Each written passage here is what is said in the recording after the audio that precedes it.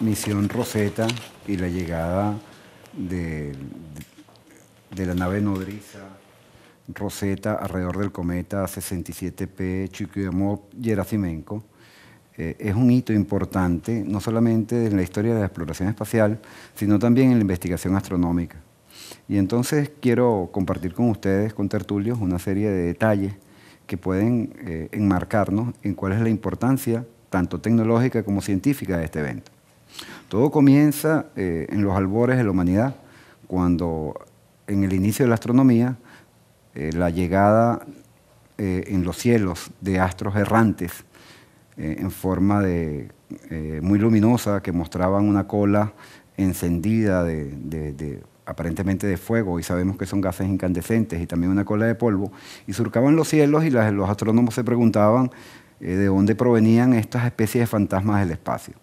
Todos conocemos la historia del cometa Halley, sabemos que en el siglo XVII el contemporáneo de Newton, Erwin Halley, es el primero en utilizar las leyes de Newton y entonces calcular que los cometas podían ser periódicos y que el cometa que se había visto en aquella época era el mismo que se había repetido hacia 76 años atrás y predice la llegada nuevamente dentro de 76 años después. Por supuesto, Halley no vive tanto y muere antes de que el cometa que después lleva su nombre nos haga su visita, pero su predicción fue confirmada y aquello entonces abrió una nueva era en la investigación astronómica sobre los cometas. Los cometas eran como los planetas, se acercaban al Sol, mostraban un acercamiento, un aumento sustancial de brillo, mostraban una cola y a medida que se alejaban del Sol, esta cola desaparecía. Y venía la pregunta, ¿estos cometas de dónde provienen? Desde entonces hasta ahora se ha tratado de indagar la masa de los cometas. Sabemos que los cometas son más o menos pequeños. Por ejemplo, el 67P, que su nombre no significa sino que fue descubierto en 1967, y la P es porque es periódico. Hay cometas cuya trayectoria no es periódica, es decir, nos visitan y después se alejan y no regresan más, o que sus periodos son sumamente largos.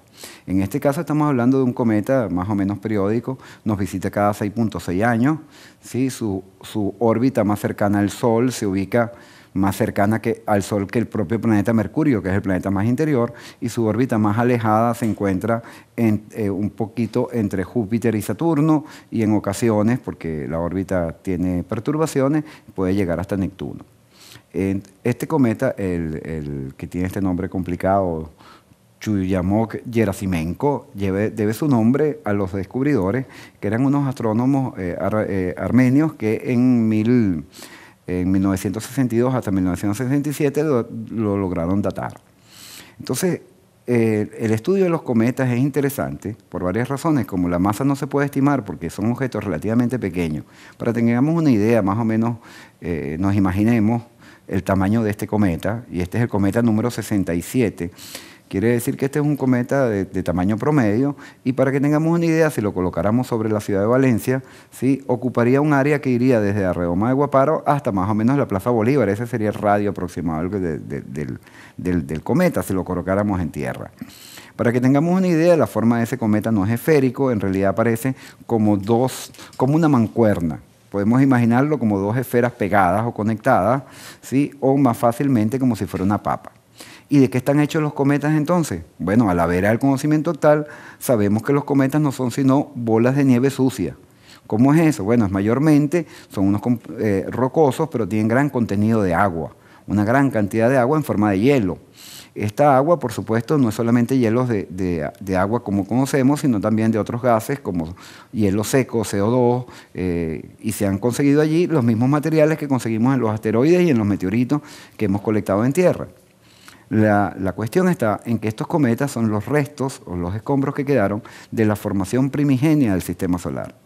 Cuando los planetas se formaron junto con el Sol hace aproximadamente 4.600 millones de años, los cometas quedaron como una serie de escombros disueltos o dispersos por el espacio en dos zonas bien conocidas. Una que se conoce como el cinturón de Kuiper, que se encuentra un poquito más allá de la órbita del planeta que consideramos más lejano, que es Neptuno, ¿sí? Y una esfera que se encuentra, o se supone, porque no se ha detectado completamente, pero sí, hay indicios de que existe, que está situada a un año luz del Sol, que se conoce como la nube de Oort. Es una especie de esfera que rodea todo el sistema solar y de donde se supone que vienen la mayoría de los cometas, como el 67P Churyumov-Gerasimenko. Igual que el cometa Halley y otros cometas tenían su origen en la nube de Oort. Cuando estrellas cercanas o el tránsito del Sol alrededor de nuestra galaxia perturban la nube de Oort, algunos de estos escombros caen desde la nube de Oort hacia el interior del sistema solar, son atraídos por la fuerza de gravedad del Sol y se van acercando al Sol. Esta caída, por supuesto, es una órbita, como todos imaginamos, una órbita más o menos elíptica, inclinada con relación al plano de los demás planetas, y a medida que se va acercando al Sol, los hielos de que están compuestos se comienzan a sublimar, pasan del estado sólido al estado gaseoso. Se evaporan y en el arrastre y la evaporación arrastran material de la superficie del cometa. Este material forma dos colas, una cola de polvo y una cola gaseosa. La cola de polvo es fácilmente visible porque tiene un color azulado. La cola de gases es incandescente, es amarilla o blancuzca, es una cola mucho más brillante. Y cuando ha llegado cometas en el cielo, como recordemos en el año 97 nos visitó un cometa que era visible desde la ciudad de Valencia, se podían observar fácilmente estas colas. Por supuesto, mucho antes de la llegada de la astronomía y del inicio de la investigación científica de los cometas, los que creían ver en el cielo a nuestras deidades pensaron siempre que los cometas eran augurios proféticos de desgracias o de eventos que tenían alguna consonancia con los hombres. Por supuesto, esta interpretación mítica, que no tiene nada que ver con el tema que nos ocupa hoy, nos sirve a nosotros para darnos cuenta que los cometas despertaron el interés de la humanidad desde mucho antes de la invención del telescopio en 1610 por Galileo Galilei. Ahora bien, ¿qué es lo nuevo y por qué hay tanto revuelo a nivel mundial con la misión Rosetta? Bueno, hay dos aspectos que debemos considerar. Por un lado teníamos el aspecto tecnológico, al cual me voy a referir más luego, y el aspecto científico del cometa. ¿Por qué? Porque el ser humano, con todo el desarrollo tecnológico, apenas ha podido llegar al planeta Venus, a la Luna, por supuesto. Me refiero a los ingenios, no me refiero al ser humano. El ser humano solamente ha podido pisar la Luna y los ingenios hechos por el hombre solamente han logrado posarse sobre el planeta Venus y el planeta Marte. Posarse.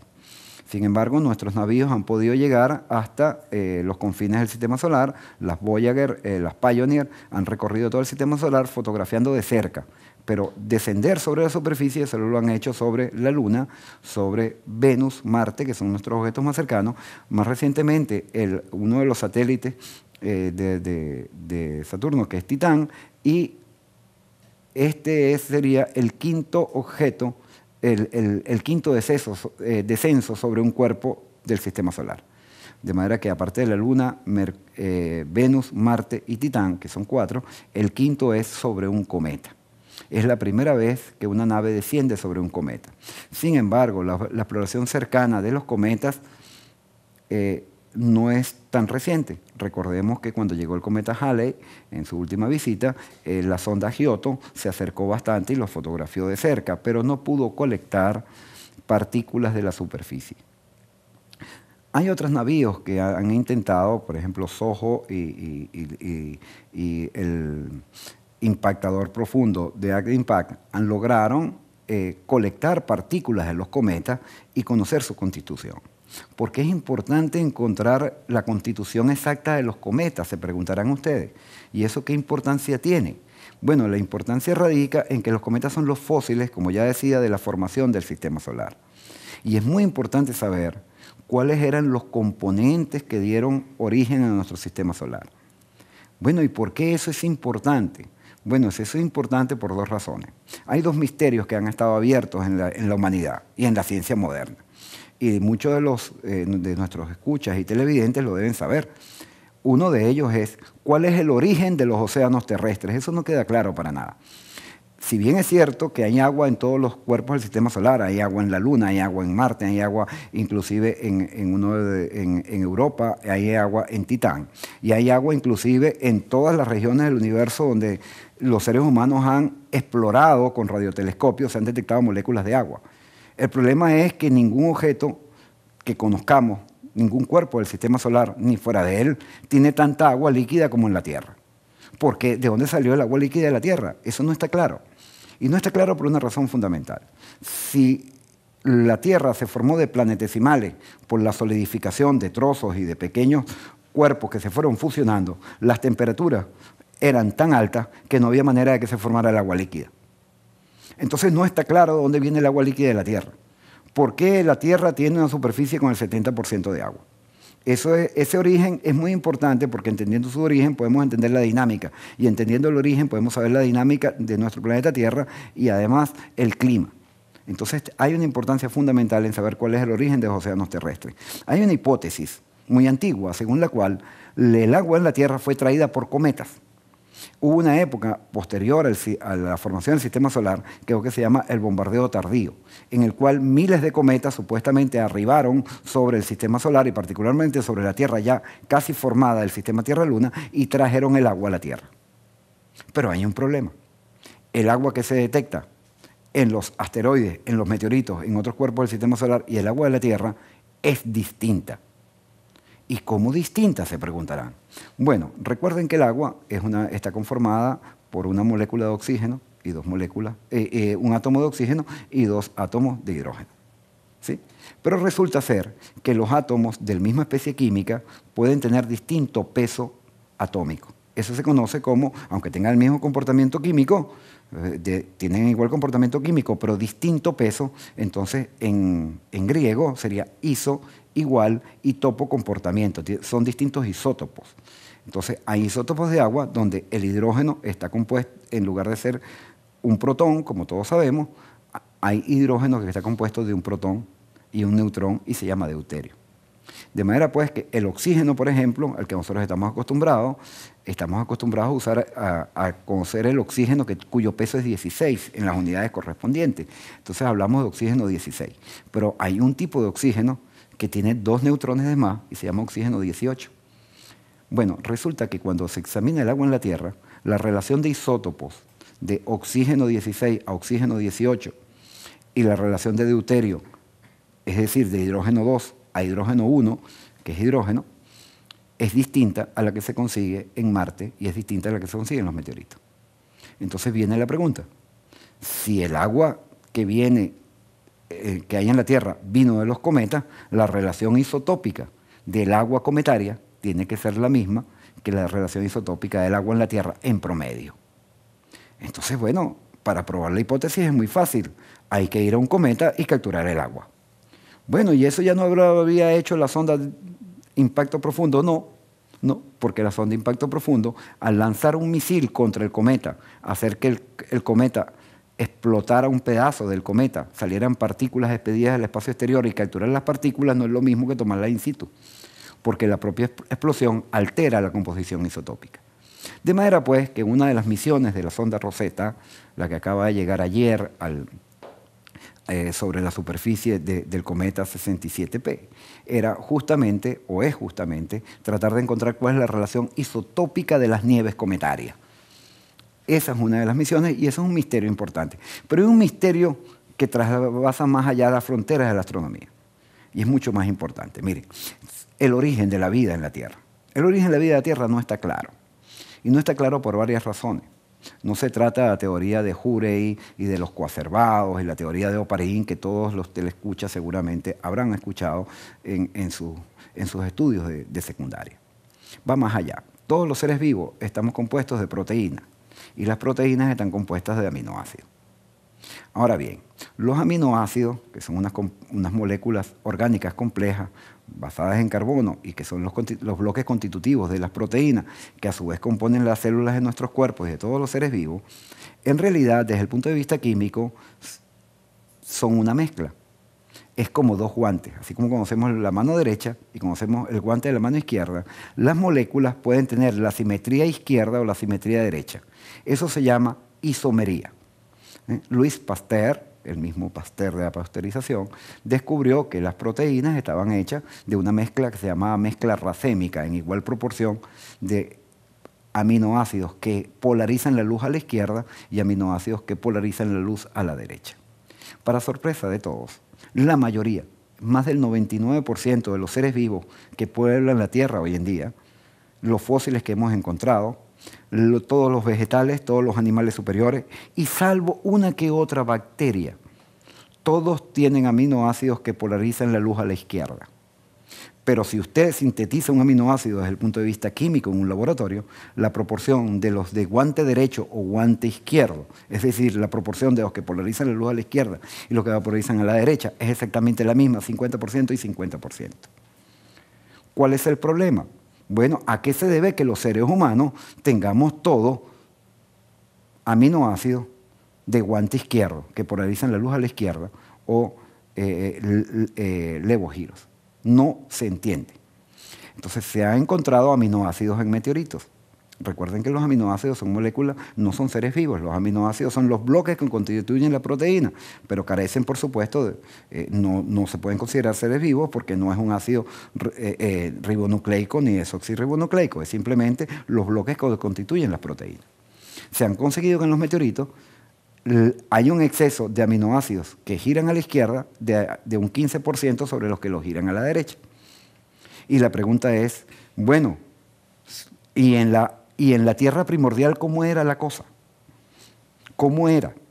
Entonces usted me va a decir, bueno, pero podíamos haberlo estudiado de los asteroides o de los meteoritos. No, no es igual. Los asteroides no son fósiles tan antiguos como los cometas. Y la razón es que los asteroides han estado sometidos constantemente a un calentamiento por la radiación solar.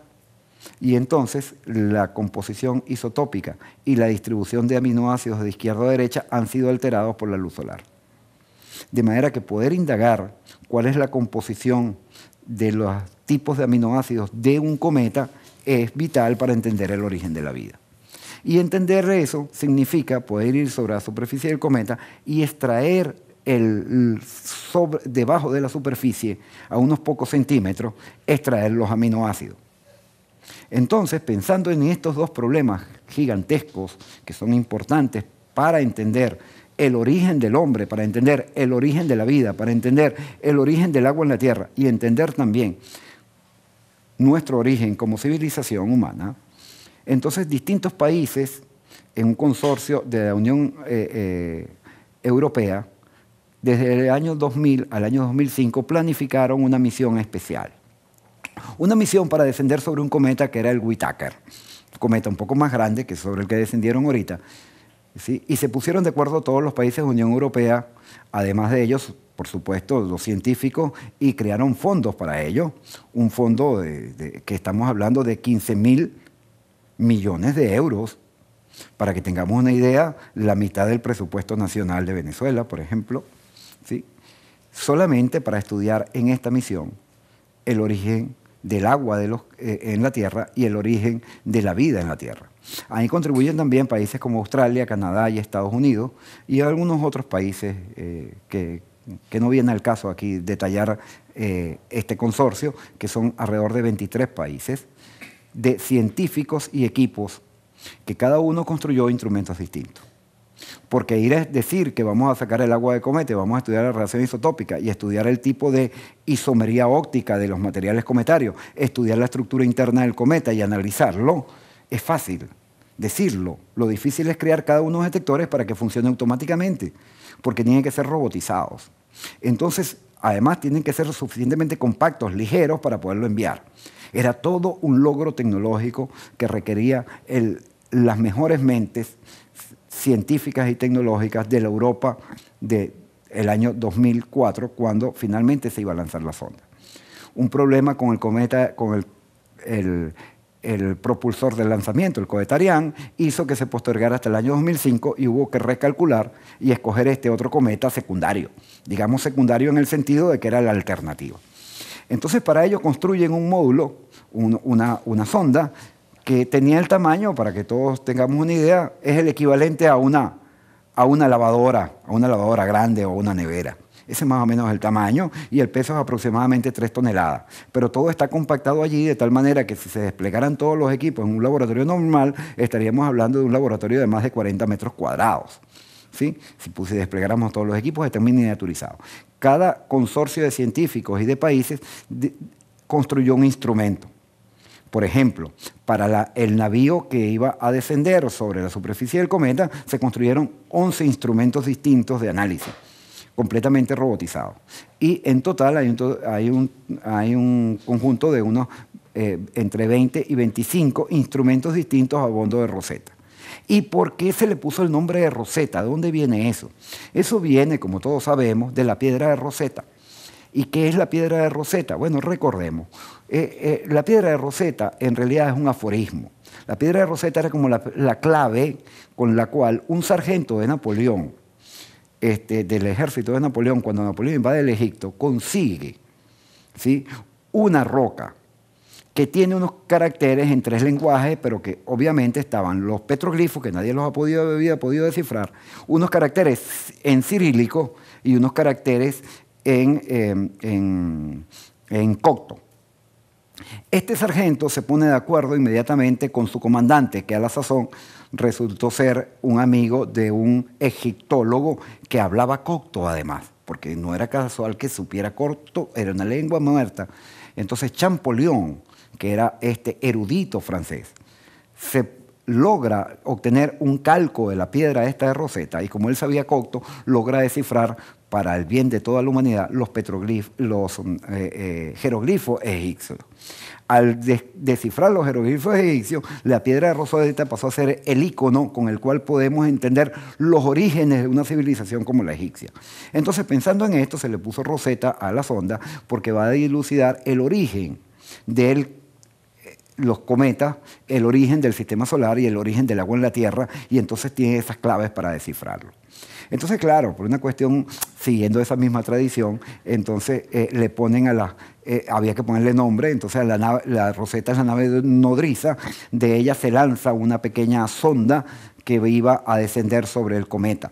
No es fácil hacer este descenso. Cualquiera pensaría, bueno, muy fácil, yo hago el descenso simplemente lanzándola en paracaídas. No, no es tan fácil. El cometa tiene una masa que a cualquiera dicha así resultaría fabuloso. Díjala 30 kilogramos, eso es algo así como, bueno, para que tengamos una idea, un 10 seguido de 30 ceros en kilogramos. Parece un número fabuloso, pero no. Es una masa muy pequeña. Si usted la compara con la masa de la Luna, por ejemplo, está hablando de una 1000 millonésima de la masa lunar. Entonces su gravedad es muy pequeña.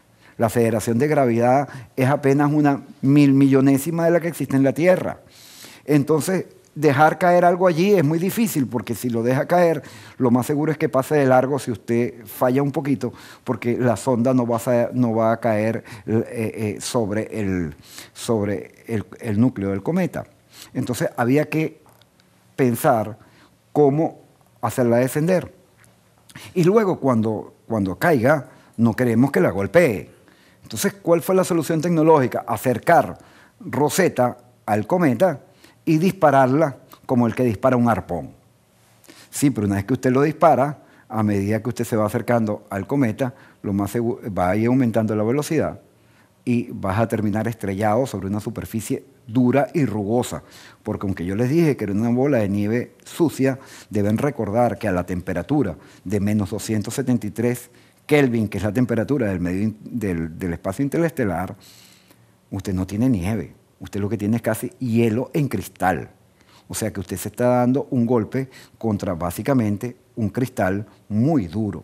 Y todo el mundo se imagina lo que significaría lanzar un huevo sobre una ventana de vidrio. La ventana no se va a romper, pero el huevo sí.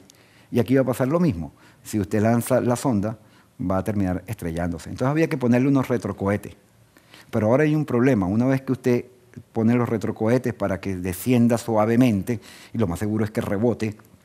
De hecho, los datos que le escuché ayer es que no descendimos una vez sobre el cometa, sino 2 veces, porque hubo un segundo rebote. Y una vez que usted desciende, usted quiere quedar pegado del cometa, porque a medida que el cometa se va moviendo, lo más seguro es que el cometa también se vaya sublimando. Y al irse sublimando van a despegar gases. Y esos gases van a eyectar lo que tenga sobre la superficie hacia afuera. Entonces había que agarrarla con unos ganchos. Y diseñar esos ganchos no era fácil.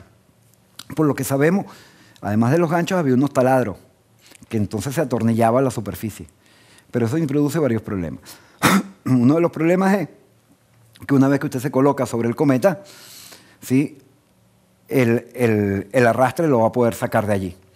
Bueno, y después de eso, usted tiene que hacer todo el proceso robotizado para desplegar los equipos.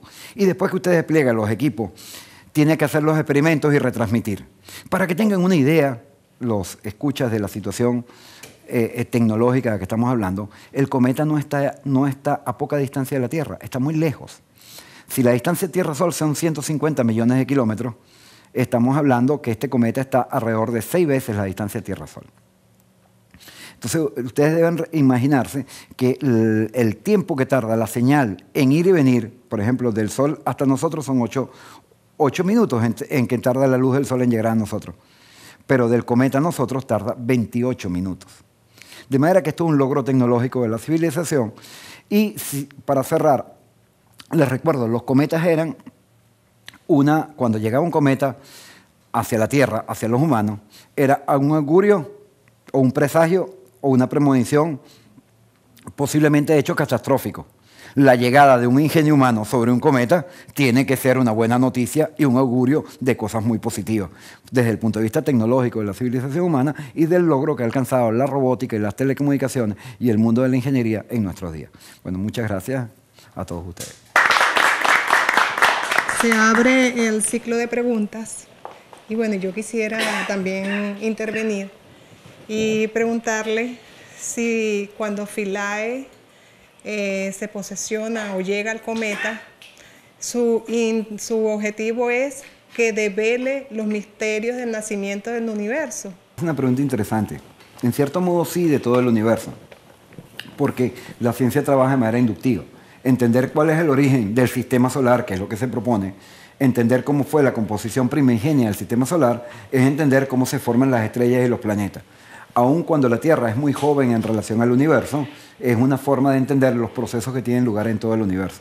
Recordemos, la Tierra es de alrededor de 4.600 millones de años de antigüedad. Se supone que los cometas también y el Sol también. Sin embargo, el universo estamos hablando de 12.000 millones de años.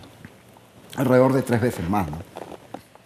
Ya que hemos alcanzado el cometa y hemos tocado la superficie de él, y vimos que hasta tuvimos que rebotar, ¿ha tenido alguna confirmación de que pueda mantenerse posado sobre el cometa?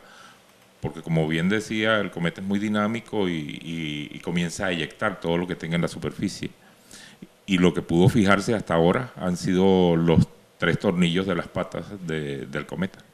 Mira, ayer tuve una conversación informal con uno de los colegas de la misión Rosetta y ellos tomaron la decisión de adelantar lo más posible el análisis del material. El cometa está todavía muy lejos como para que el material se sublime y entonces en las próximas 36 horas ya estarán desplegados los 11 equipos. Un poco para que tengamos idea, recuerden, Philae que es el navío que se posó sobre el cometa, tiene su nombre por una isla egipcia donde en los años 60, no sé si todos los telescuchas lo saben, pero las estatuas de Ramsés II que estaban en el Egipto hubo que trasladarlas y eso supuso un esfuerzo internacional gigantesco para trasladarlas de la isla Philae, que era donde estaban. Y en un esfuerzo parecido, gigantesco, es el que se está haciendo ahorita, una colaboración, ya no para rescatar nada, sino para rescatar los polvos del cometa. Entonces, dentro de los analizadores, hay analizadores en todas las regiones del espectro. Hay un microscopio de fuerza atómica, hay un microscopio que tiene capacidad de fotografiar objetos tan pequeños como 7 micrómetros para analizar cualquier posible organismo fósil que pudiera existir allí, porque se puede sospechar, hay gente que ha sospechado, hay una teoría que se llama panespermia o la teoría elaborada por Arrhenius en el siglo XIX, según la cual la vida en la Tierra fue sembrada por semillas, así como el agua fue sembrada por cometas, es muy posible que también algunas proteínas, inclusive aminoácidos o los más antecesores o seres vivos pudieran haber llegado. Y ante esa sospecha, o para descartarlo, hay inclusive no solamente microscopio óptico, sino un microscopio de fuerza atómica. Dentro de los equipos que están allí hay analizadores de luz polarizada para ver el tipo de aminoácidos, hay espectrómetros de masa, hay espectrómetros IR, ultravioleta y visible, de manera que en todos los rangos se puede saber con más precisión la composición de los hielos y del material de este cometa, situado tan lejos como 6 veces la distancia Tierra-Sol. Se puede saber hoy en día con más precisión que el análisis que podemos hacer nosotros de cualquier compuesto químico hoy en día aquí en Venezuela, por ejemplo. Buenos días. En principio, pues tenía planeado hacer solamente una pregunta, pero han surgido varios comentarios que me voy a permitir, con el permiso de la audiencia, pues hacer dos. La primera sería, basándose en la historia, o por lo menos en la hipótesis de este bombardeo de cometas para, digamos, el origen de los océanos o del agua en la Tierra, ¿no sería posible que la carga aunque los estudios han demostrado que no son, digamos, iguales, en los asteroides y en los otros elementos que han estudiado, no sería posible que esa carga isotómica cambiara y los aminoácidos cambiaran con la atmósfera de la Tierra al llegar aquí? Y la otra pregunta sería, es en base, aunque no, esto es una parte científica, en la parte de lo religioso. Hablamos de la piedra de Rosetta, la licenciada Teresa Borato pues habla también de que es el Día de la Virgen del Socorro. ¿Qué cambiaría o digamos, cómo se uniría la parte religiosa si se llegara a descubrir que las moléculas de agua que se pudieran estudiar fueran las mismas composición de la Tierra? Bueno, hay dos cosas interesantes, las preguntas son muy interesantes, pero vamos primero a un detalle. Para que tengan una idea, sabemos, por ejemplo, que la superficie del cometa es tan oscura como el petróleo, así que podemos pensar que el pavimento es como el pavimento. Hay una cosa que no les conté, que voy a aprovechar tu pregunta porque la recordé ahora. La estructura del carbono no es la misma. Recordemos lo siguiente, el carbono que nosotros conocemos en la Tierra de las configuraciones usuales, no es solamente la composición química, es una estructura molecular. Y hay un tipo de estructura molecular que se ha descubierto en el espacio que se llaman los fullerenos. Es lo más parecido a átomos de carbón compuestos más o menos como una pelota de fútbol.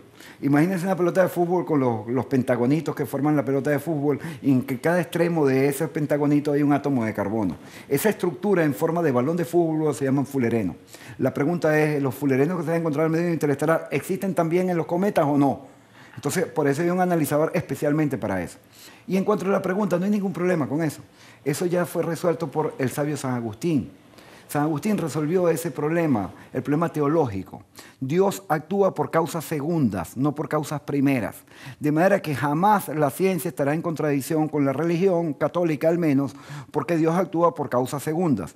Entonces, si se llegara a descubrir que el agua o que la vida en la Tierra llegó por los cometas, entonces la ortodoxia de la Iglesia Católica te responderá: Dios sembró la vida en la Tierra mandando como causa segunda el cometa. Y el cometa lo envió a la Tierra por causas divinas, de manera que no hay contradicción entre ciencia y religión. Y no la puede haber, porque eso ya ha sido estudiado. Recuerden que la religión es un asunto de fe. Y la religión es importante, cualquiera que ésta sea, el que la tenga, es una fe que habla de la trascendencia de la conciencia humana y de la vida del hombre después de la muerte. Y sobre eso la ciencia no tiene nada que decir hasta el momento, porque habla de lo inmaterial, habla del espíritu. Y nosotros allí en los cometas no estamos buscando lo inmaterial, sino las huellas materiales del origen de la vida, y no hay ninguna contradicción. Pero es una pregunta que tiene mucha pertinencia, sobre todo hoy en día, que es el Día de la Virgen del Socorro, ¿no? Yo creo que ella nos socorrió para que el cometa no se accidentara la sonda. Muchas gracias a todos.